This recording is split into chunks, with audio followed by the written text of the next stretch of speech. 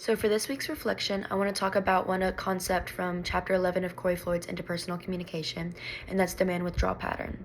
This was the idea that stood out to me the most because I feel like it's something that happens in a lot of relationships, whether it's family, friends, or someone you're dating. Before reading this chapter, I never really thought about how people can get stuck in a pattern during conflict without even realizing that they're doing it.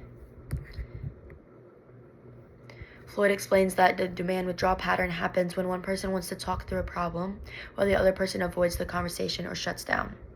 Usually, the more one person pushes to talk, the more the other person pulls away. Then the person who wants to talk gets even more frustrated and the cycle just keeps repeating. I think what makes this interesting is that neither person is necessarily trying to make things worse. They're both just responding in the way that feels more natural to them, but it ends up making the conflict last longer. One thing I kept thinking about while reading this chapter is why it's so hard for people to recognize when they're stuck in this pattern. I think a lot of the focus on what the other person is doing wrong instead of looking at our own reactions. For example, if someone avoids a conversation, it's easy to just think that they don't care, but they could actually be overwhelmed or need time to think before talking. At the same time, the person asking to talk isn't always trying to argue. They might just want reassurance or want to solve the problem before it gets worse. Looking at it that way made me realize that people can have completely different communication styles without either person having bad intentions.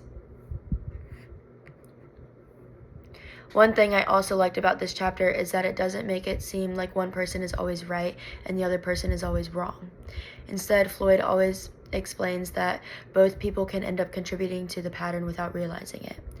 I think that's important because it's easy to blame the other person during an argument, but this chapter made me think more about how my own reactions can affect the conversation too.